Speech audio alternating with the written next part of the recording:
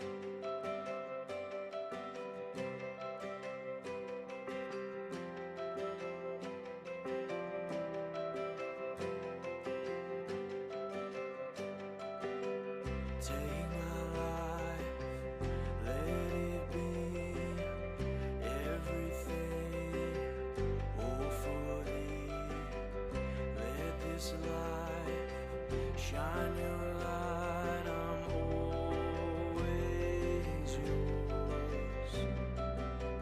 Take my life, let it be everything, all for thee. Let this life shine your light, I'm always yours. Take my love, all my days unto you.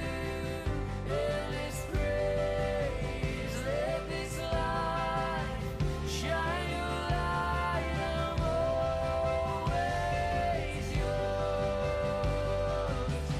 Take my love, all my days unto you. Endless praise, let this light shine your light, I'm always yours. I am always yours. God be the center of my heart, be the center of my world, be the center, have it all. Oh God, be the center of my heart, be the center of my world, be the center, have it all, have it all, have it all.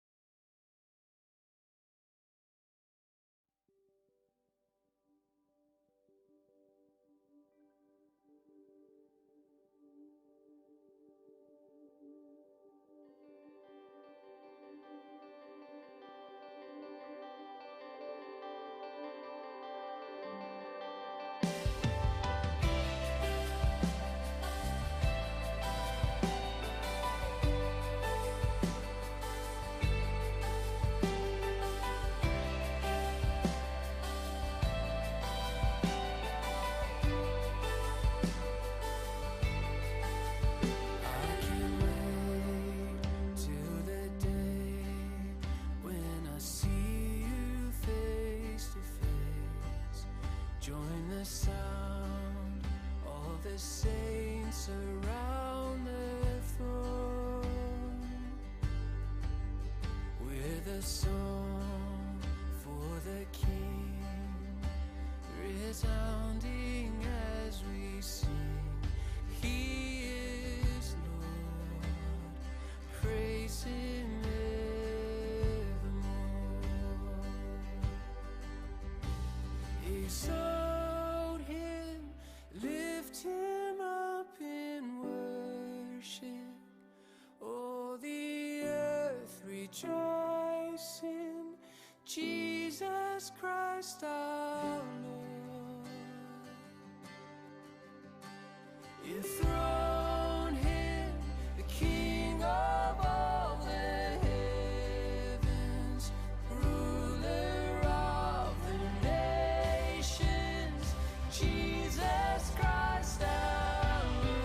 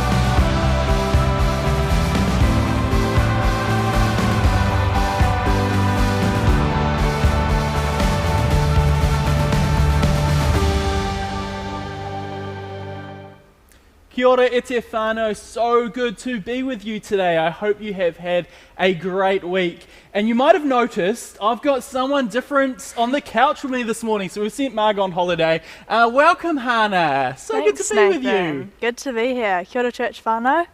How have you been? What's been your highlights? I think it's been like 11 or 12 weeks since I've seen you last. So how's lockdown been for you, Hannah? Lockdown's been pretty good. Definitely highs and lows, but I've been on a lot of walks, eaten a lot of good food, and more recently we've been doing a lot of haircuts at the flat. So I think 5 of the 7 of us have gotten haircuts, and there's varying levels of success. I did think your hair was looking great today. Oh, thank you. Let us know in the comments, have you had a haircut this lockdown? I was just chatting to Henry, who's on audio. His hair's looking quite wild, Henry? He said it was February since he last had a haircut. So let us know, have you had a haircut this lockdown, or are you one of those people that are just hanging out until you can get with Hannah and she'll give you a haircut for you? But my highlight of lockdown was definitely when you dropped some cookies off in my letterbox, Hannah. So Very thanks nice. for that. You're welcome. Hey, we're finishing off today 24/7 prayer. We've spent the whole week praying for our church, our city, our nation, and it's just been a real powerful time. I got together with some of our Next Gen team and our prayer team on Zoom on Wednesday night, and spent a good amount of time just praying for our families, our kids, our youth and our young adults. And it's been, just a real powerful week of prayer 24/7. Let us know if you have any stories or any words that God has been telling you this week as you've spent time in prayer and seeking Him. We just love to celebrate the various things that God is saying to each one of us here at Grace City. So please reach out if that was you. And Hannah's actually here with me today because she's starting something really exciting next Sunday, I believe, so not too far away. So Hannah, we'd love for you to tell just everyone, what are you starting next week? Yeah, so next Sunday I'm starting the Venn Fellowship Program. So Venn Foundation is a Christian organisation that aims to sort of support and equip people to live well and live wisely in Aotearoa. And so the fellowship program is an 8-month course where we'll be sort of looking at the big question of what it means to live wisely as a young person in Aotearoa in the 21st century. And so we'll be looking at, it's residential in nature, so I'll be staying at the grounds, and we'll be looking at theology and literature and art and a whole range of other stuff. So I'm really excited about that. Awesome. And how many years of uni have you just finished? Just finished my 5th year of uni, 5th and final. 5 years. So Hannah, why would you've done 5 years of uni, why would you delay starting your career to do something like the Venn Foundation Fellowship?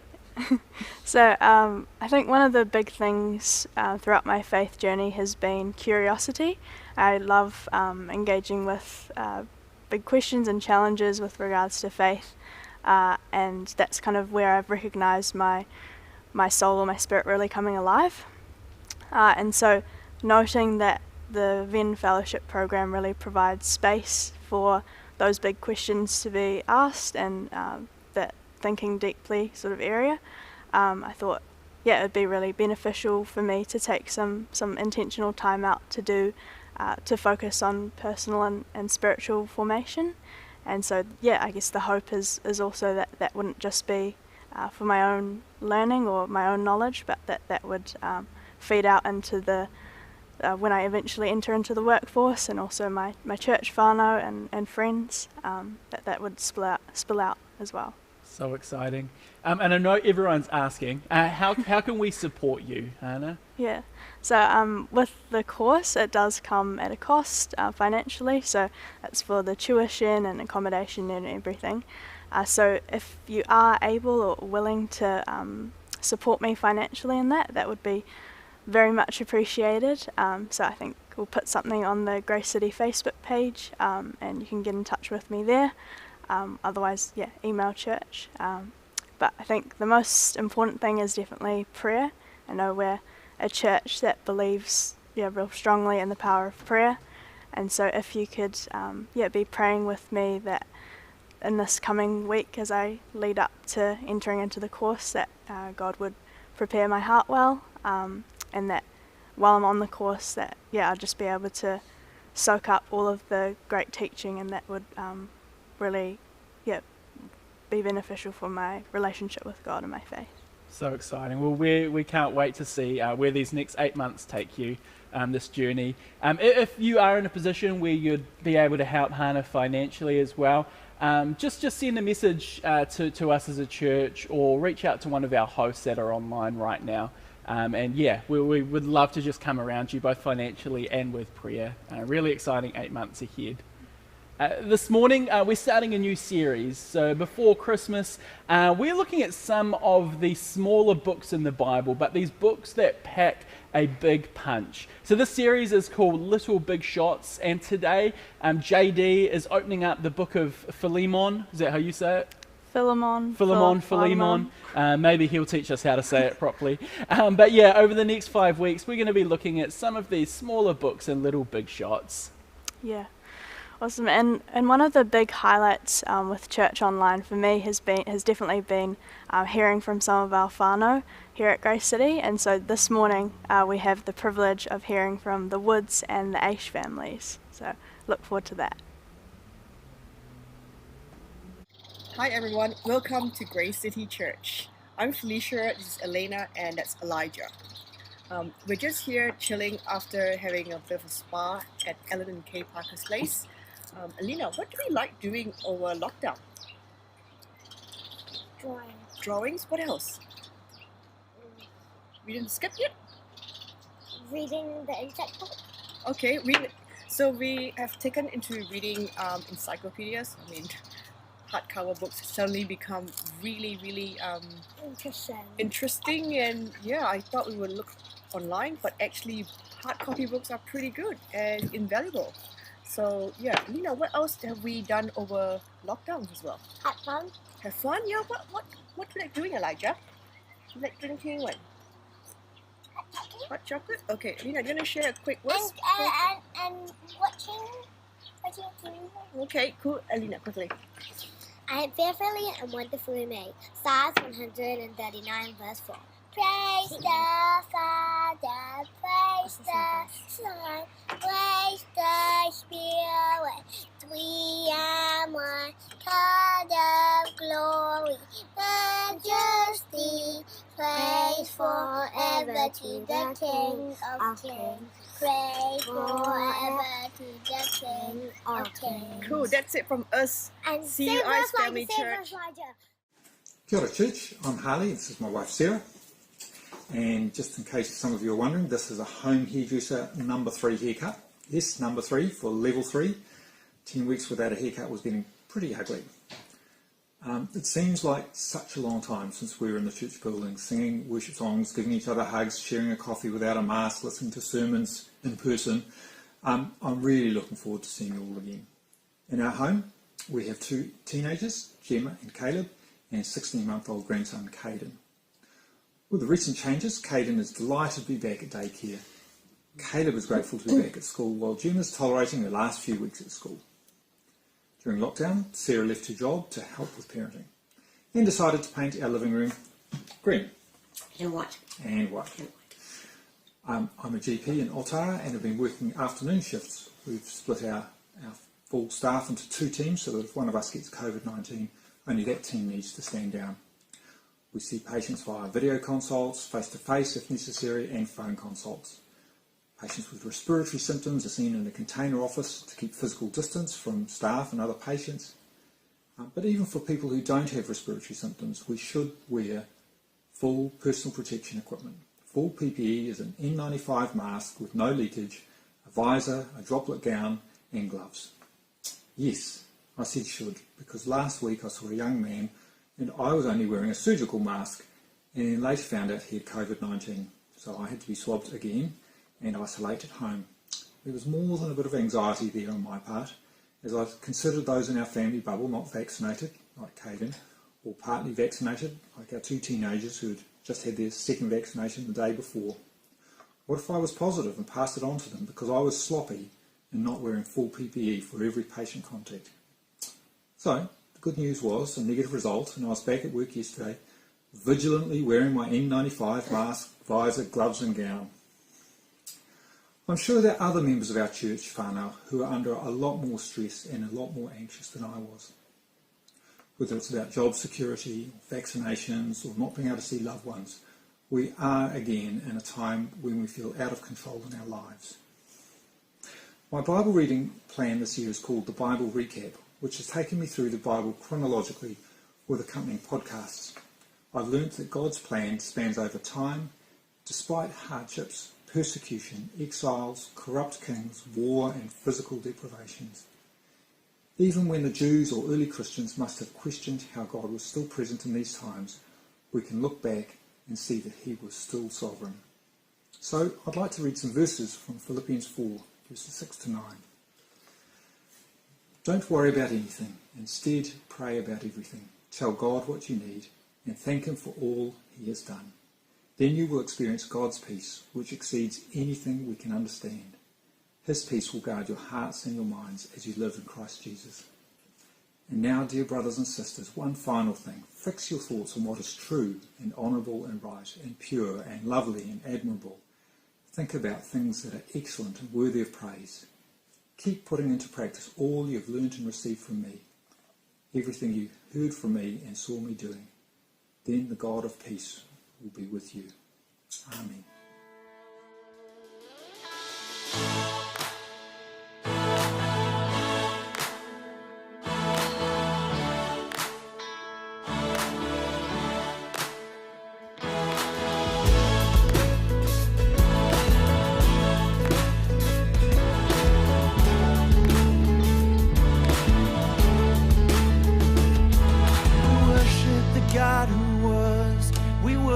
The God who is, we worship the God who evermore will be. He opened the prison doors, he parted the raging sea. My God, he holds the victory. Yeah. There's joy in the house of the Lord, there's joy in the house of the Lord today, and we won't be quiet. We'll shout out your praise. There's joy in the house of the Lord. Our God is surely in this place, and we won't be quiet. We'll shout out your praise. Oh, oh, oh. We shout out your praise. We sing to the God who heals. We sing to the God who saves. We sing to the God who always makes a way. 'Cause he hung up on that cross, then he rose up from that grave. My God, still rolling stones away. There's joy in the house of the Lord. There's joy in the house of the Lord today. And we won't be quiet. We shout out your praise. There's joy in the house of the Lord. Our God is surely in this place. And we won't be quiet. We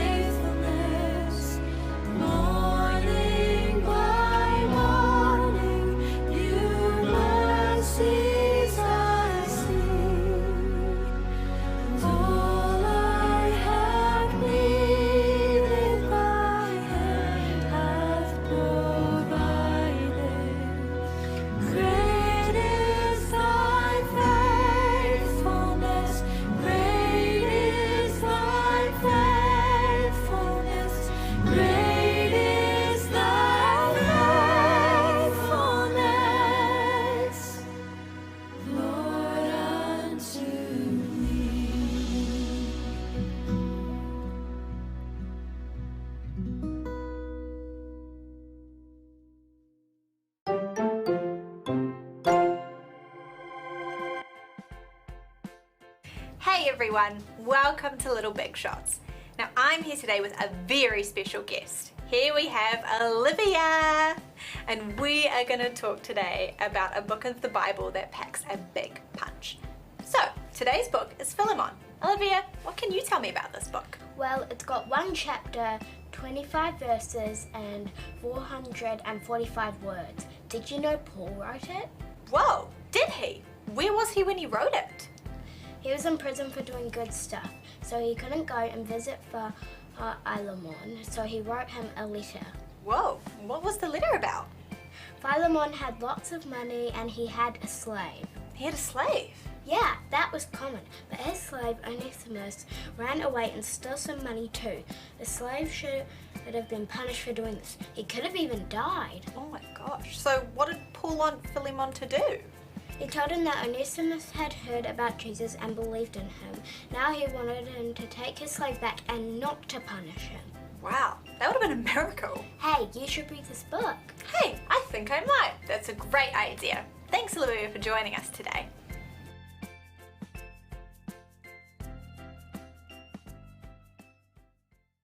Thanks for the background, Olivia. Super helpful. You know, in this new series, Little Big Shots, we're looking at the 5 shortest books in the Bible. And because they're short, there's this tendency for us to overlook them. I mean, isn't that what we tend to do in life? When something's short or small, we think, I mean, what could they say that's like deep and meaningful? You know, big is better. But I'm going to see each of these 5 short books pack well above its weight and size. Though none of them are more than a chapter in length, each of these 5 short books showcases the beauty of grace. And grace is a word we love around Grace City. And these books are going to help us understand what it means to showcase grace through our lives, through our work, our relationships. And though we might feel small in a world that's changing super fast, grace punches well beyond its perceived weight and size. Today we come to the shortest book that Paul the Apostle wrote, and I suggest later on today you take just 3 or 4 minutes to read through the whole letter. This letter is called Philemon because that's who this letter is being written to. So let's place Philemon up here on the left. Philemon was a wealthy landowner. We know that because there was a church that met in his house, the church in Colossae. If you have a house big enough for a church to meet, you're probably in the upper echelon of society, right? We also know he's wealthy because he owned servants or slaves, and owned is the right word because that's how it was in the Roman Empire. About 1 in every 4 people were slaves owned by their masters. And that was kind of different to the slavery we know from other countries or from even our own history. It's this horrid state of affairs. In fact, when Christianity took over in the Roman Empire, by the 3rd century, slavery will get eradicated. And it's because of the teachings of Christianity, and as we're going to see, it's because of this letter that Paul wrote to Philemon that ultimately led to social transformation. So we have Philemon, but there's another character, Onesimus. Onesimus was a slave of Philemon. And Onesimus had stolen something from Philemon. So we can think of something he's got here, he's stolen, and then he does his runner from him. Perhaps he had gone away on a business trip, or perhaps he's in the cover of night, he's done this runner, he's left, and it's created this geographical separation now between where he is and where Philemon is. And so Philemon over here is obviously, quite angry about what's happening, and Philemon is also upset because he's now geographically separated. He's done the runner because of what's happened. Geographically separated, but also there's a rift between them because of what Onesimus has done. Now, somehow on the scene, Onesimus, where he is geographically, he meets up with the Apostle Paul, and they don't just meet up once or twice, but they meet up regularly, so much so that Onesimus becomes a follower of Jesus. He becomes a Christian and experiences life change. Onesimus and Paul decide that it's time for Onesimus to head back to Philemon and to put things right because, well, that's what Christians do. When they do something wrong, they steal, they run, they step in and make things right again. And so Paul writes this letter to Philemon asking Philemon to accept Onesimus, to welcome him back, to lay out the welcome mat. Now, just consider for a moment how radical this is. I mean, think about a person maybe that has wronged you along the way. You're here in the shoes perhaps of Philemon, and somebody has stolen from you, or they've shamed you in some way, and there is this wall between you. It's not a geographical wall, though it might be. It's more of a relational barrier, a separation, this emotional distance that has happened because this person has hurt you in some way. So how are we meant to respond? But typically there's three different words that can be used to describe the variety of responses when somebody has hurt us. Each of these are appropriate responses in different situations. The first is the word justice. In justice, you get what you deserve. So think of the person that's hurt you. There should be some consequences. They've stolen from you, they've shamed you in some way. They should pay for what they've done. Onesimus here is guilty of stealing, of running away. He should face the consequences. You see, justice in the Roman Empire allowed for slave owners like Philemon to execute runaway slaves and thieves like Onesimus. And if they weren't executed, typically slaves would be branded or have the letter F on their foreheads for fugitive, or tattooed CF, which was a shorthand way of saying beware of the thief. Obviously, Onesimus could have both F and CF branded on him. I can imagine the voices. Can you imagine them too? Calling for justice, calling for Philemon to bring justice on Onesimus, because otherwise, well, people would continue to do that. Slaves would run away, and the Roman Empire was built on slavery. Contemporary to this letter, we know a wealthy Roman by the name of Pendendium Sectatum was murdered by one of his 400 slaves. And during his trial, the prosecution argued that all 400 slaves should be killed as a lesson. And the prosecution won, and apparently all 400 slaves were publicly executed as an example. And I say that to give us an indication of the significant trouble that Onesimus is in. Justice demands he gets what he deserves. The second word is mercy. And mercy says, well, you don't get what you deserve. You don't face the consequences. If this is Onesimus, it would mean Philemon doesn't kill him or brand him or punish him in any way. Mercy is this big step from justice. But grace is the third word. And grace takes an even monumentous step, because grace says you get what you don't deserve. And for the person that's hurt you, it means that not only do they not get the punishment that they deserve, but they get something even better. Better treatment, hospitality, pay rise, who knows? So what do you think Paul asks Philemon to bring to Onesimus? Grace. And it's summed up right here in verse 17. He says, if you consider me a partner, welcome him as you would welcome me. Philemon, I want you to lay out the welcome mat for Onesimus and give him the type of welcome that you would give to a close friend like me. The word partner is used a couple of times here in this short letter.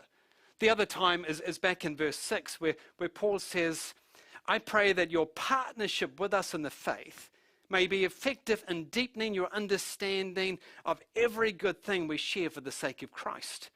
Your love has given me great joy and encouragement because you, brother, have refreshed the hearts of the Lord's people. That word partnership is the Greek word koinonia.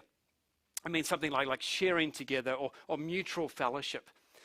And here in verse 6, Paul's praising Philemon for the way he shows himself to be this large-hearted, this graceful person to so many others.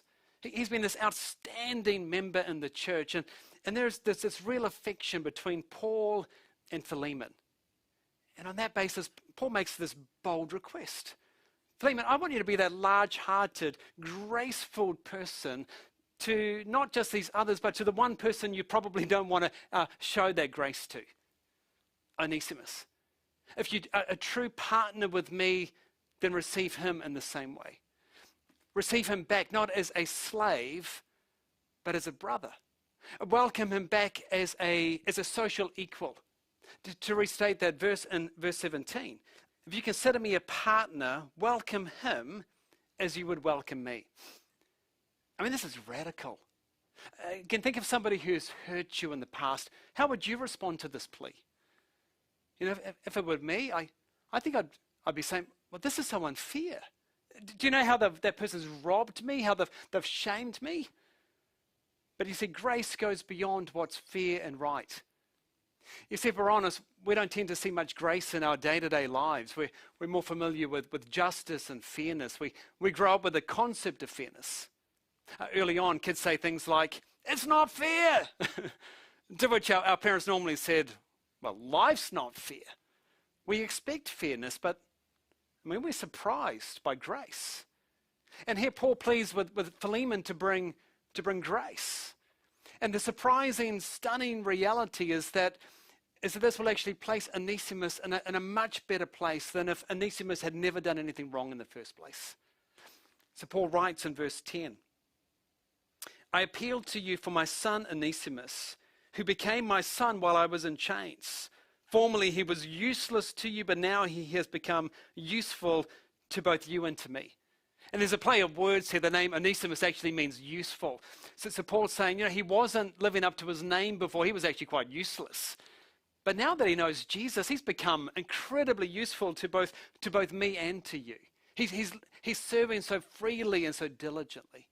So he continues here in verse 12. Paul says, "I'm sending him, Onesimus, who is my very heart, back to you. Perhaps the reason he was separated from you for a while was that you might have him back forever, no longer as a slave, but better than a slave, as a dear brother. He's very dear to me, but even dearer to you, both as a fellow man and as a brother in the Lord." For Onesimus, this is actually placing him in a better position than if none of this had ever happened. He's no longer a slave, but a brother. He's no longer facing justice, but being treated as a fellow partner. No longer rejected as a thief or a runaway, but he's now been welcomed as a dear friend. So why should Philemon do what Paul's asking him to do? Well, because this is the type of grace that Philemon received from Jesus himself. It's the grace we've received, and it's the grace we are to share with others. You see, Paul had introduced Philemon to Jesus. At one point, Philemon had actually been over this side of the equation. He was a wrongdoer, with a list of wrongdoing that he had done between Philemon and God on the other side. But God took the initiative to send Jesus to deal with all of the wrongdoing. Jesus stepped in as mediator and brought the two parties together. That grace was offered to Philemon, and Philemon received that grace, and it transformed him. And it's this grace that transforms our status. It absorbs our debt. It welcomes us into the family of God. And through that grace, God adopted us into his own family and makes us an heir of all that Jesus has. And we're actually in a better situation now than if we had never done anything wrong as well. See, if the welcome mat of grace has been laid out to us, surely we should lay that same welcome mat to other people.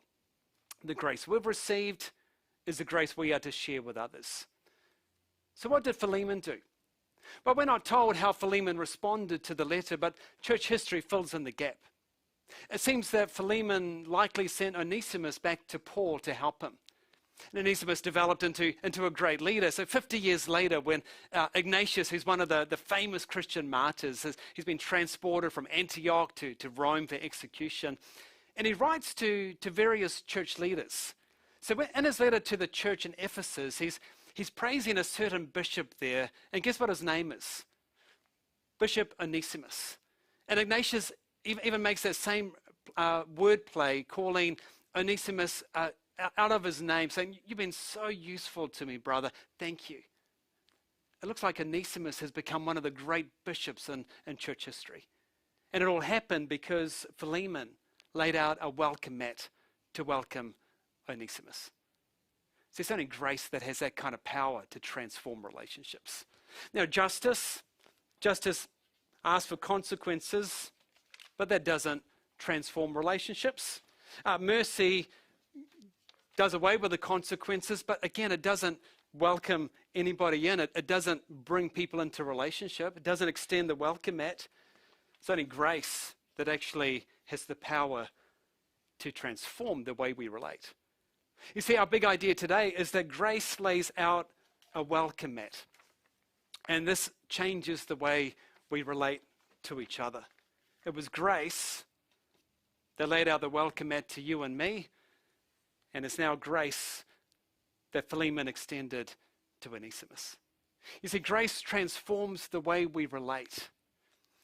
But this grace goes even further. You see, grace transforms relationships across all of society. You know, I find it really interesting that Paul does not directly attack the institution of slavery, but he does undermine it in this letter. You see, when Paul asked Philemon to receive Onesimus back, not as a slave, but as a brother, and he asked Philemon to share the letter with the entire church, he's actually overturning the values of Greco-Roman society.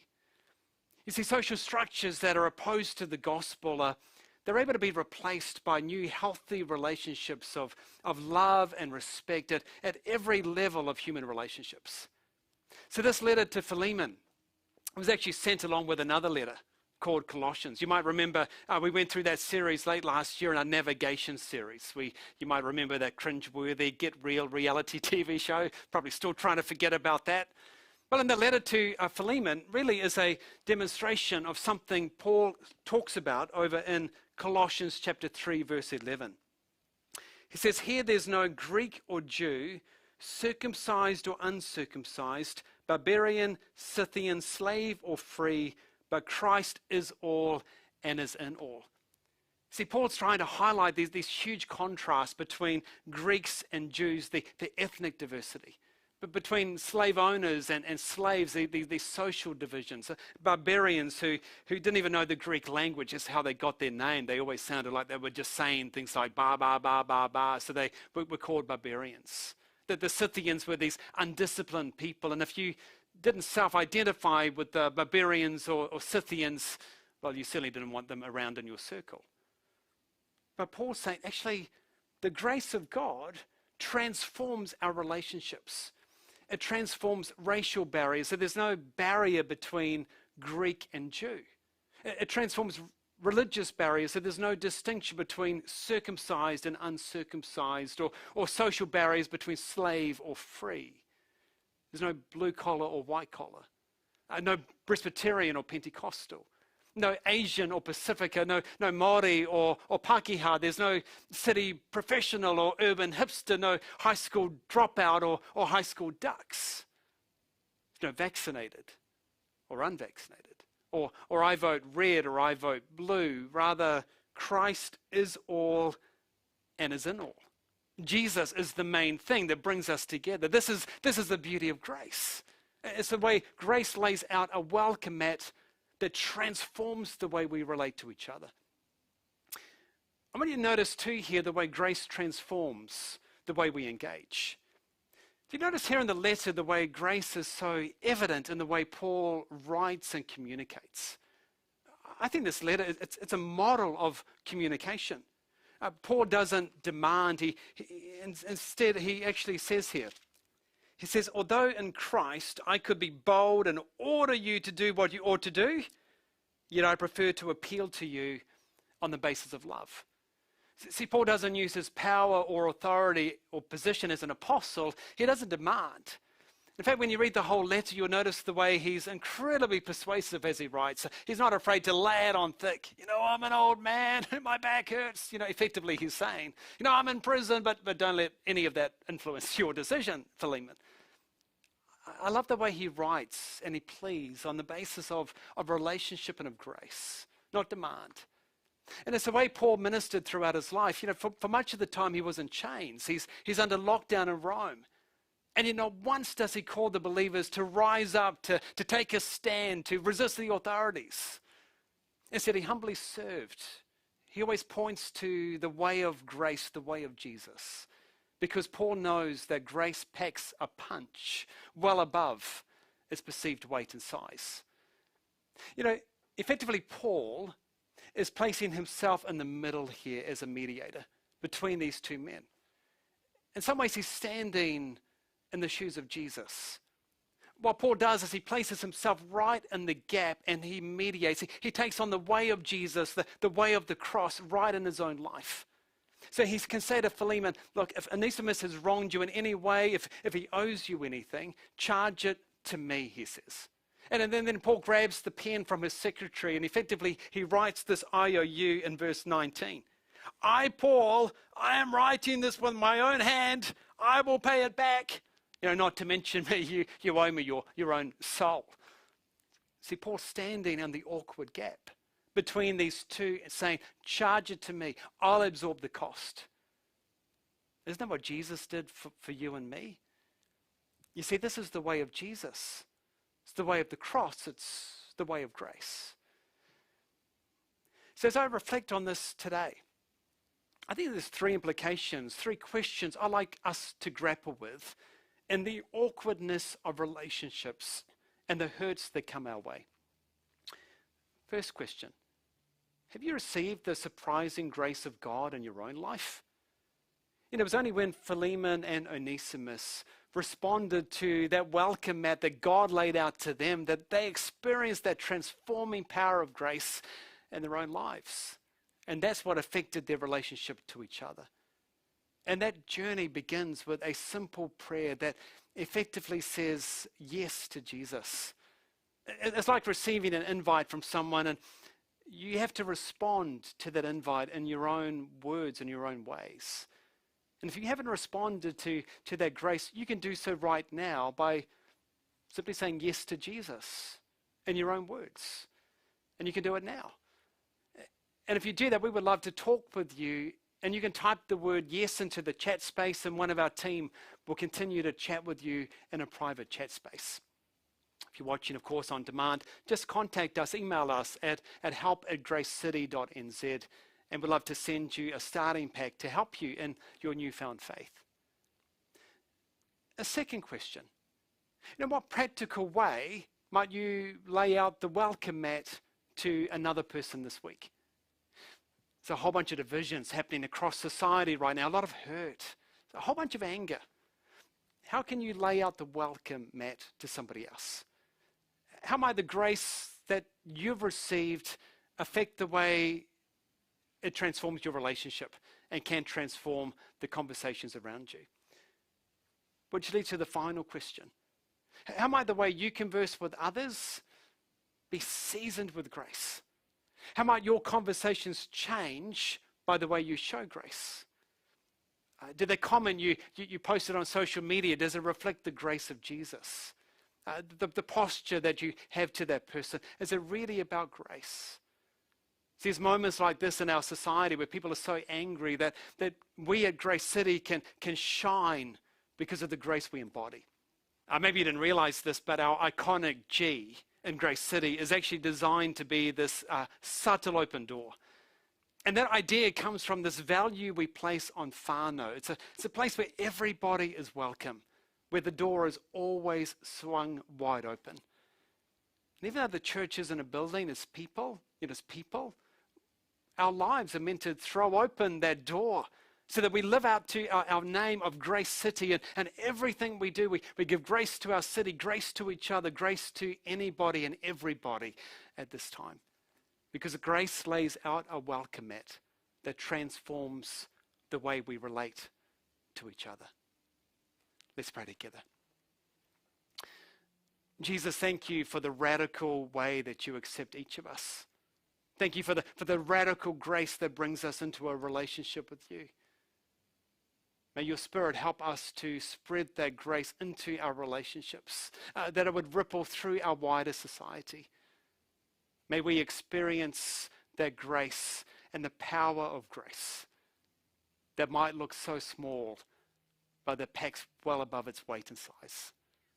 Thank you for this grace. May we embody this grace in our lives.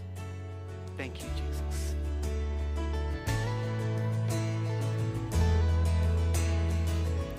You're a faithful God, so good to know.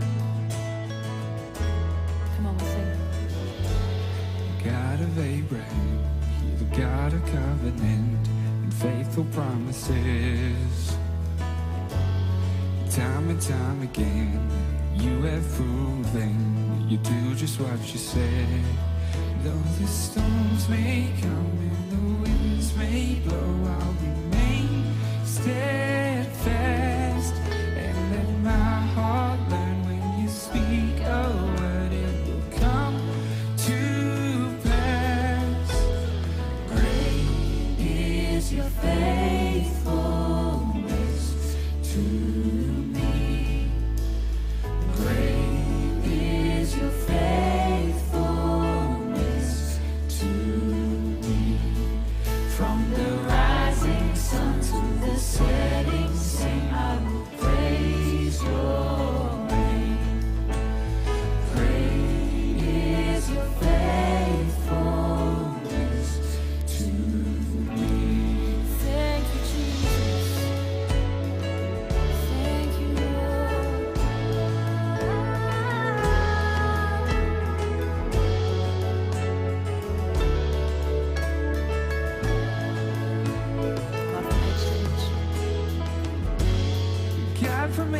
age, though the earth may pass away, your word remains the same.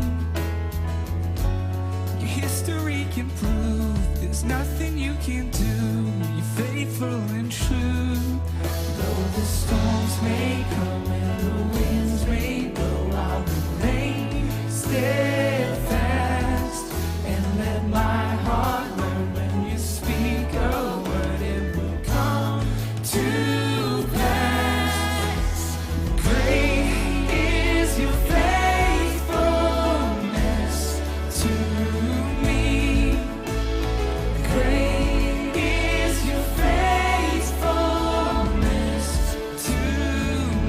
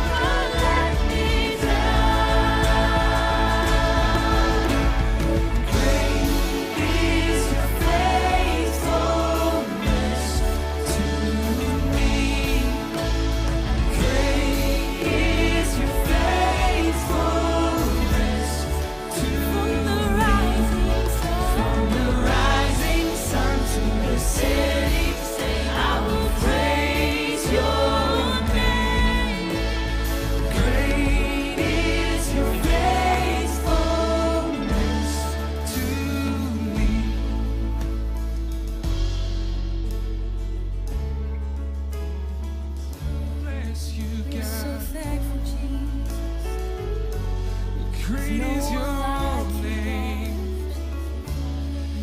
You're so good to us, Jesus. We exalt your name.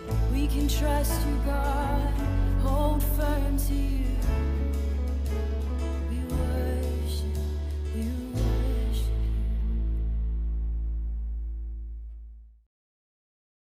Down, working from home, school from home, being away from family, it can be hard at times. And it can be easy to think the worst about people at times too.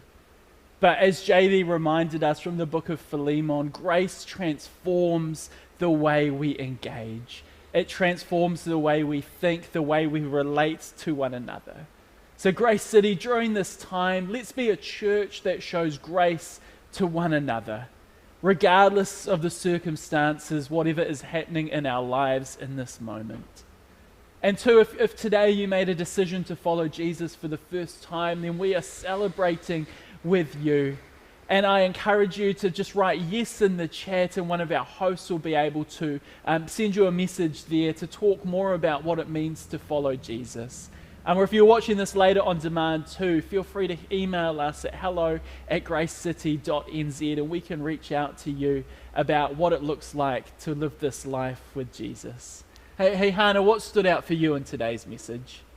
Yeah, I love that picture of the welcome mat, that God extends that welcome mat of grace out to us so that we can then extend that out to other people. I think it's so important to remember that it's not through our own deeds or anything that we do on our own that transforms, that it's through God extending grace to us that we can then extend that to others, and that's what transforms.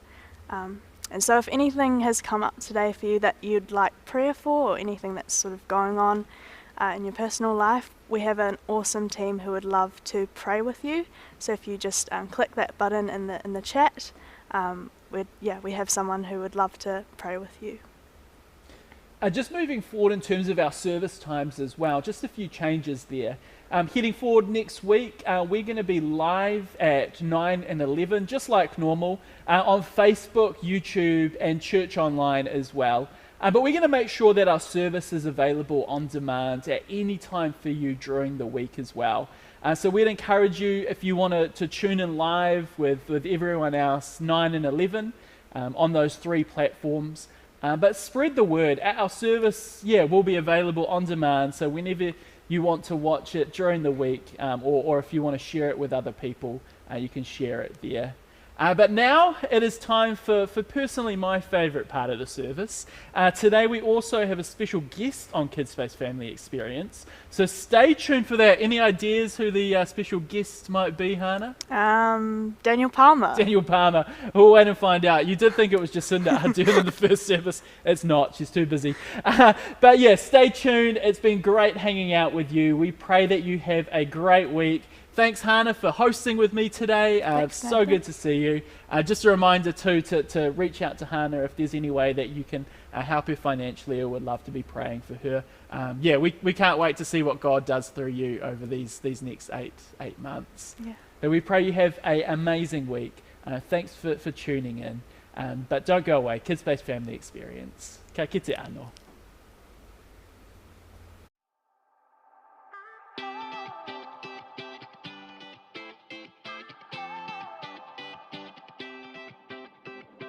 Whenever I need some answers, God, I turn to you. You are my help when I need wisdom. You always see me through. To know that you're chasing after me, it makes me want to run to where you are. God, you make this journey worth it. I give you all my heart. When I don't know what to do, you help me figure it out. God, I run to you. When I need a solution, I have no doubt that I will run to you. I run to you. I run to you. I run to you. I run to you.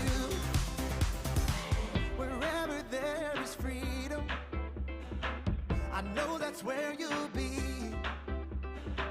You make me wanna do what's right and be the best version of me.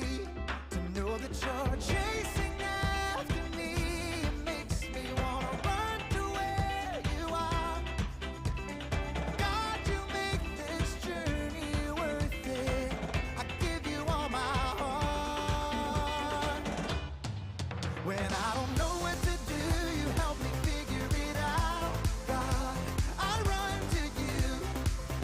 When I need a solution, I have no doubt that I will run to you. I run to you. I run to you. I run to you. I run to you. I don't wanna stop. I don't wanna stop living for you. For you.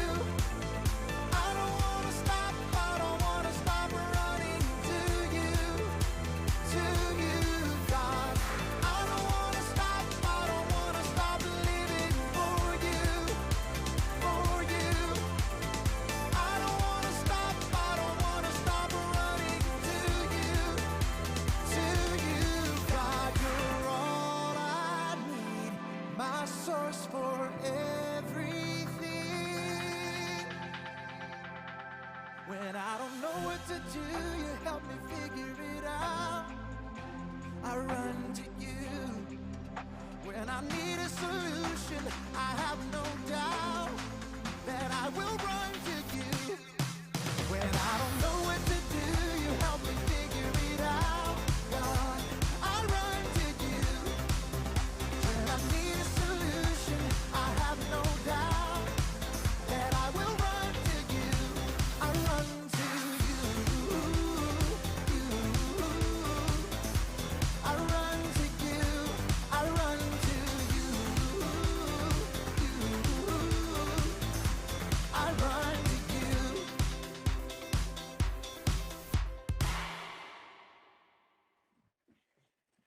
Good morning, everyone, and welcome to Family Experience this month. It is so great to have you guys here today. We are so excited to see you. And hey, you could have rolled a number of directions this morning, but you woke up this morning and you managed to roll up out of bed to the best place ever, Kid Space. And this month, we are learning to roll with what we've got. We are really excited. Get it? Wheelie? To have you guys here. We are so excited. And today we're kicking off a brand new series, which is contentment. What's that? Contentment is learning to be okay with what you have right away. But it's something we can learn over time. And that's what we're going to do for the month of November. We're going to learn how to be okay with what we have. Are you ready for a challenge, Malia? I am so excited for a challenge, Harrison. We're going to have so much fun playing our games today. We're going to play a game called The Coach. Now, to play this game, we will need you at home to listen to the coach for very specific instructions. He's going to tell us some pretty interesting exercises to do, so you are going to need to jump on your feet and participate with us. Does that make sense? Great. Welcome our coach, everybody!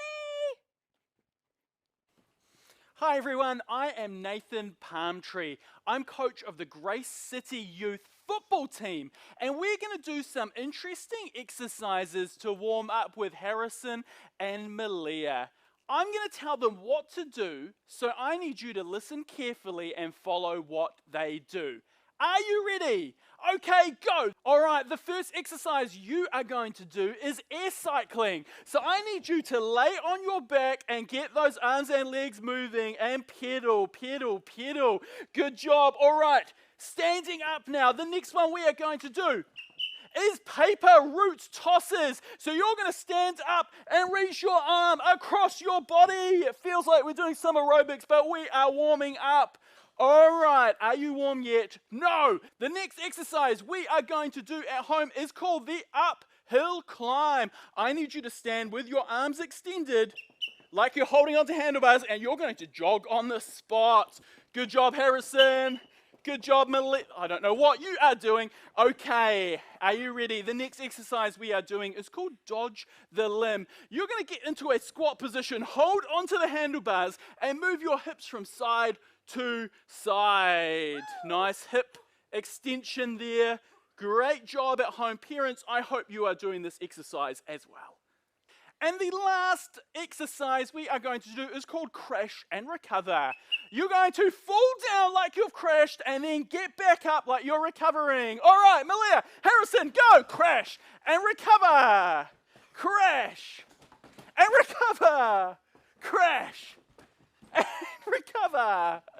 Wow, wow, wow. I am completely impressed. You all did so well. Obviously, I am the greatest coach of all time. Thanks, Nathan. You are obviously the best coach in the world. Hopefully everyone at home did that with us because we had so much fun here. Yeah, we did. We had so much fun. It was pretty hard though, wasn't it? We got tired really quickly. And yeah, whew, it felt really difficult. And just like things that feel difficult, we are going to hear from Paul and what he got up to in Philippi and how that was pretty hard. The Bible. It's 66 books of history, stories, letters, and poetry that fit together to form God's one big story. The epic adventure of how He created us and loves us so much that He made a way to rescue us.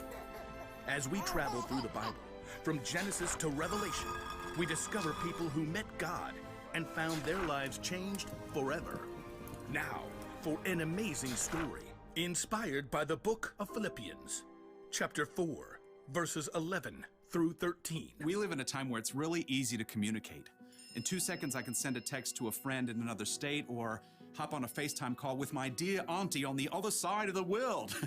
But when the Apostle Paul was planting brand new churches, it was not a simple matter for him to stay in touch with the new believers in places he had traveled. Every letter had to be carefully handwritten and then hand-delivered. Plus, travel was often difficult and dangerous. It would take weeks, if not months, for a letter to even arrive.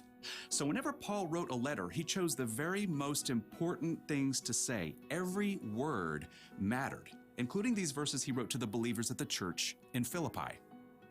I have learned to be content no matter what happens to me. I know what it's like not to have what I need. I also know what it's like to have more than I need.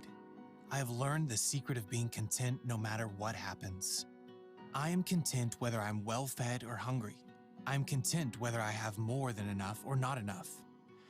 I can do all this by the power of Christ. He gives me strength. See, Paul wanted the Philippians and us to understand that God can help us be okay in any situation, no matter what we face. Now, I'm sure you're thinking, yeah, that's easy for Paul to say. I mean, and that was true. To start off, he was a well-to-do, well-known, respected religious leader with a lot of power. But when Paul met Jesus, why are you opposing me? Who are you, Lord? Everything changed. Paul's new outspoken beliefs upset both the Jewish leaders who had been his friends and the Greek and Roman leaders who were afraid Paul would cause trouble. Paul himself recorded some of the crazy situations he experienced during his travels. In a letter to the Corinthians, he explained, I have been in prison. I have suffered terrible beatings. Again and again, I almost died. 3 times, I was shipwrecked. I have been in danger from rivers and robbers. I have been in danger from my fellow Jews and in danger from Gentiles. I have been in danger in the city, in the country, and at sea. I have been in danger from people who pretended they were believers. Often I have gone without sleep. I have been hungry and thirsty. Now, Paul truly understood what it was like to face difficult situations of every kind. In fact, when he wrote his words to the Philippians about contentment, he was under arrest and couldn't even leave the house. Now, your story is different from Paul's. If you were to tell a trusted friend what you were going through, it might sound something like this. I've had to wear my same sneakers, even when my friend got a new pair. I've had to live one place during the week and another on the weekend. I've had to settle for a movie night even though I wanted a sleepover instead. I've had to live with a cast on my arm for 2 months. I've had to sit alone at the lunch table. I've had to miss summer camp because Dad took a job that didn't pay as much. I've had to eat meatloaf at home when I wanted to eat out. God knows your story. He knows all the ups and downs you face. He knows what you have and what you don't have. But no matter what happens, God loves you. He's given his only son, Jesus, to make a way to live with him forever. He's provided everything you need to choose contentment. As Paul reminds us, I have learned to be content no matter what happens to me. I am content whether I have more than enough or not enough. I can do all this by the power of Christ. He gives me strength.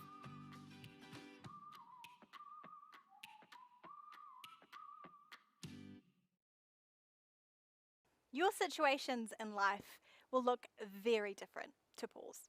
You might not endure multiple shipwrecks or venomous snake attacks, but nonetheless, it's certain that you will experience some pretty tough times. And you may struggle with school when you are learning at home, or someone special to you may become sick and need to go to stay in the hospital. You could miss not going to your friend's house to play because we actually can't do that at the moment. Each of those experiences won't be easy, and Paul had some really terrible things happen to him. Yet he chose to be content, no matter what happened to him. We don't always get to choose what happens to us, but we can choose how we react. When we place our trust in Jesus, we no longer have to rely on ourselves. We can rely on God to give us strength when we're not feeling content. When something didn't go the way we wanted, talk to God about it and ask him to give you contentment in every situation that seems impossible. You can always talk to your family. And so here's our family question. When is it hardest to be content? Is there a time you can remember? Or maybe something that's going on right now where you are struggling to be okay with what you've got? When you share this with each other, you can help each other to find contentment. Now take your time to have this conversation at home. And when you guys are done, we have another awesome so-and-so show for you. So make sure you guys stay tuned for that. But that's all from us today. Bye.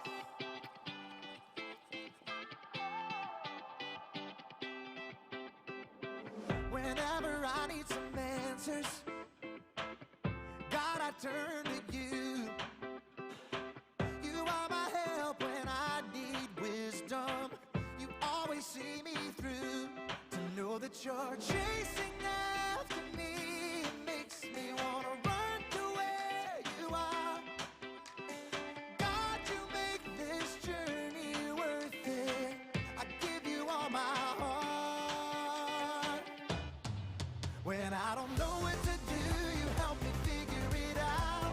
God, I run to you. When I need a solution, I have no doubt that I will run to you. I run to you. I run to you. I run to you.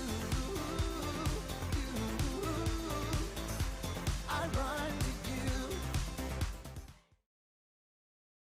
You cannot. Can't who? Cannot. Can't who? There's no way that you can ride a unicycle. Yes, I can. It's easy. Easy? Prove it. Oh, yeah? Yeah. Oh, yeah? Yeah. Yeah? Yeah. Well, I will. Unicycle John, here I come. Woo! Ha-ha! I thought you said you could ride a unicycle. I can. But I still have the training wheel on.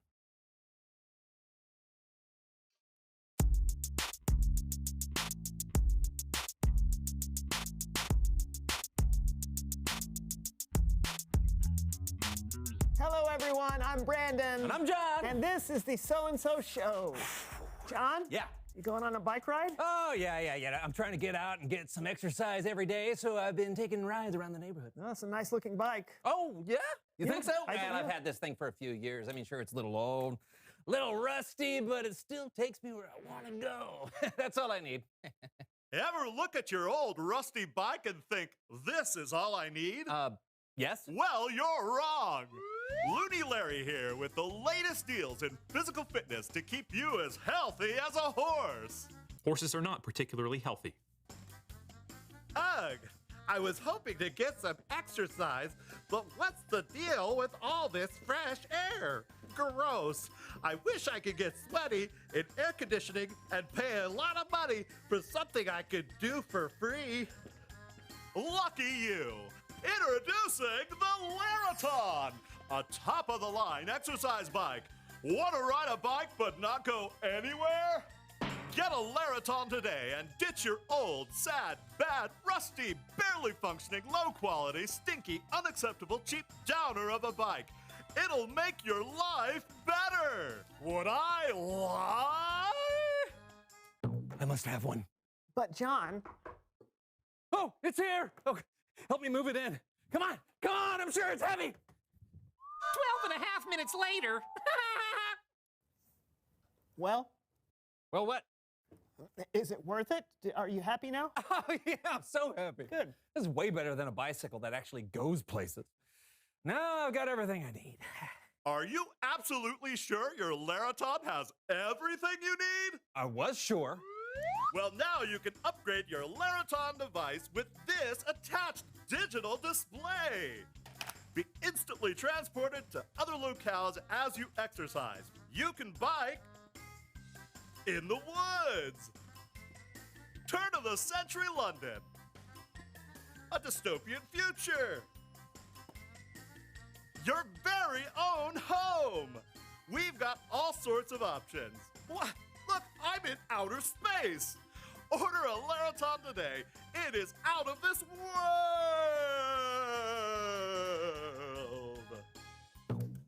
Well, there's no way you'll... Thanks! John! I know. Why do you need all of this stuff? You already have a real bike. Yeah, but my real bike can't take me through the Swiss Alps. Yeah, I guess not. Now I'm absolutely 100% certain that I have everything I need. Whoa! But do you really? Release my friend! Love owning the Laraton but hate all the exhausting exercise that comes with it? Introducing Larabucks! For a small fee, you can get credit for your workouts without even doing them. Just enter your credit card number at the Larabuck Marketplace and get fit without ever working out again. Would I lie? No! You need to purchase Larabucks! You don't need any of this, John! Need to be shredded! No! John! John! Wait, listen! Uni Larry! No, it's Bible story time with Kellen. Oh.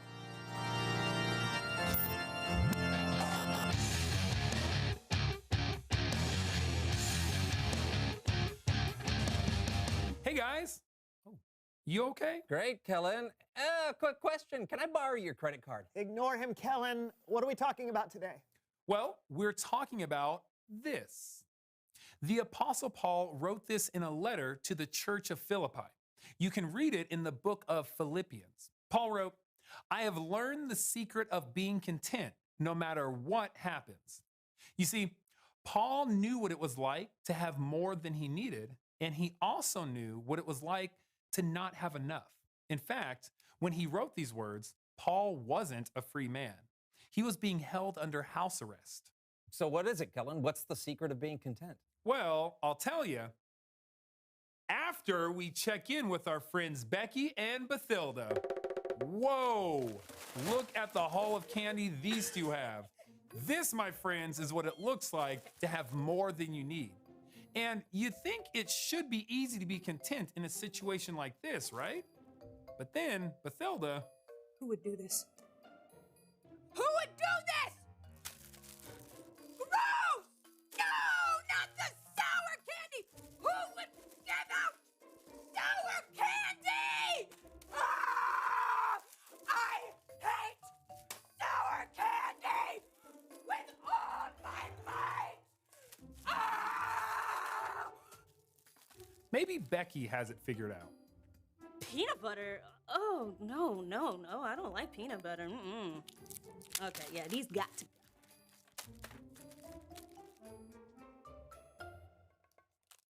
But you know what? My dad likes peanut butter, so I'll just set these aside for him. You see that? Becky was able to turn something she didn't like into a positive, while Bathilda, well, she lost her cool. Becky was content while Bathilda was not. And that's when things are going good. What happens when things aren't so good? Aw, it looks like Becky and Bathilda are a little under the weather. Okay, maybe a lot of it under the weather. This would be one of those times when it's hard for anyone to be content. Dad! I'm uncomfortable! Dad! I need more pillows! Hello? Bathilda's a little upset. And I totally get it. I can get that way when I'm sick too, or when I'm hungry, or when I don't get my way, or when someone has something that I want. It isn't always easy to be content. But then Paul wrote that he learned the secret of being content no matter what happens. Thank you for the ginger ale. I wish I wasn't sick, but it's nice to know that I have someone taking care of me.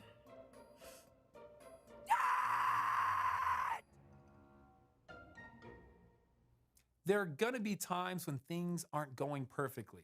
You're going to get sick. You're going to be hungry. You're going to be too hot or too cold or too something.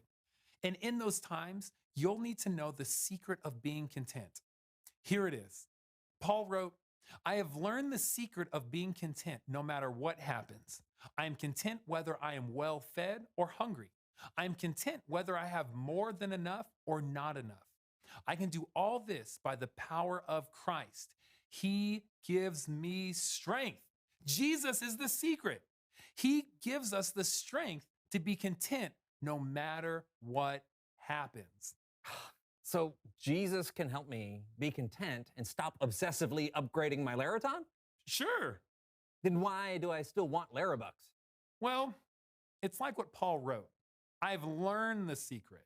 It was something he had to learn, and it probably took some time to really get it. So it's a process. And if I allow Jesus to work in my life over time, I can learn how to be content? My work here is done. Thanks, Kellen. You bet. I'll see you guys next time. You feel better, John? No. Being content is hard, but I'm learning. Then we're headed in the right direction. Yeah. Reveal the question. When is it hardest to be content?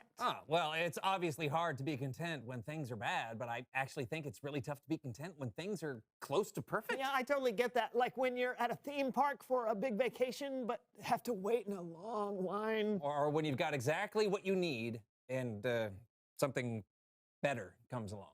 Yeah, but is the Laraton really better? Nah, I think I'm gonna return it. All sales final. Okay. Well, good luck with that. Until next time, I'm Brandon. And I'm John. This was the So-and-So Show. You know what I could do with this? What could you do? Hang laundry on it. Oh, that's great. I would get it nice and dry. Yeah. This would get nice and dry from my sweat. You know, an exercise bike is all well and good, but riding a bike in the great outdoors, well, ain't nothing better. Woo! Look at this scenery. Wow, this feels great. You can feel the wind. Can't see it, but you can feel it. Far. Oh. Woo!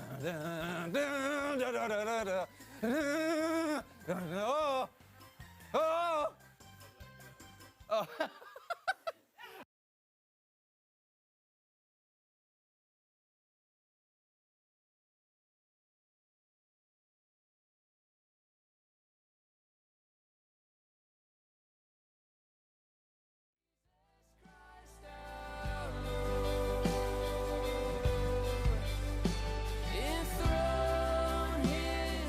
King of all the heavens, ruler